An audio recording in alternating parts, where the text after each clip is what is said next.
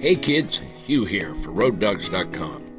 The doctors keep telling me to get more exercise in spite of my pain. So I did a little research and picked out a little hike that even a crippled up SOB like me can complete.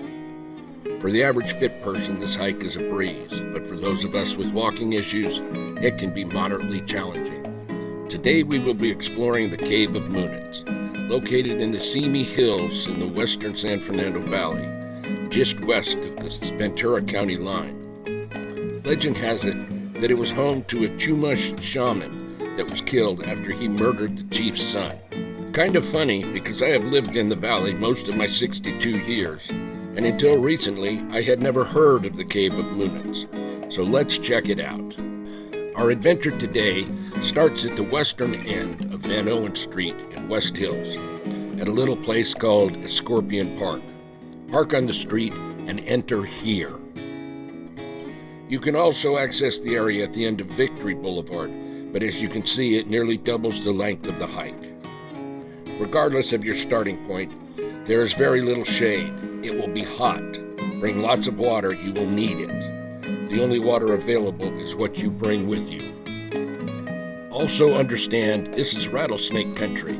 In the cool morning hours, you might encounter them stretched out across the trail, soaking up the sun.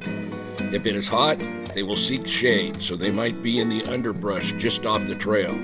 Keep your eyes open and stay in the middle of the trail as much as you can. The day I visited, it was real hot. I knew I would need to take it slow with lots of rests, and I literally went from shady spot to shady spot. It is interesting to me that most videos taking you to the cave all seem to take you over this hill where there is no shade at all. Take this trail instead. Down to the dry creek bed, this trail has plenty of shade and not as extreme elevation changes. As you emerge from the trees, you come out to a large, somewhat flat area, and you get your first glimpse of the cave and the last segment of trail. At first glimpse, I thought it was the end of the hike for me, but after sitting down in the shade to take a drone flight, I somehow found enough energy to give it a go. The last part of this hike is steep, and it is made up of loose dirt.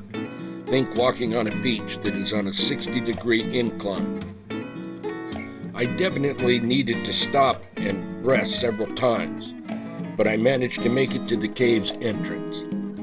At this point, you are changing over from hiker to rock climber.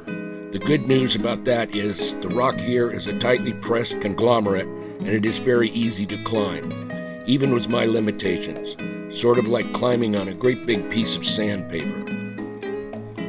Once inside the cave, you will notice it goes back a couple hundred feet, and the ceiling is very high, with openings that let enough light in to easily illuminate the main chamber. There's also a rear part of the cave that is dark, and I don't know how far back it goes. I didn't have any flashlight, so I will leave it for my next visit. This is a great little cave, and there are two routes to climb up and out through the ceiling. If you are an experienced climber, you can go straight up the back wall. It has well-defined handholds, or you can opt to ascend the jumble of rocks in front of you that pretty much anyone can climb.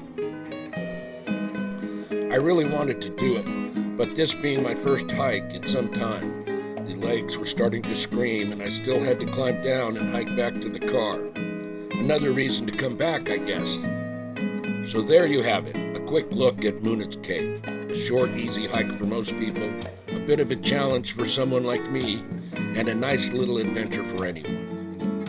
Don't forget to check out all of our adventures at Roaddogs.com. So until next time, this is Hugh for Road Dogs Travel saying, so long.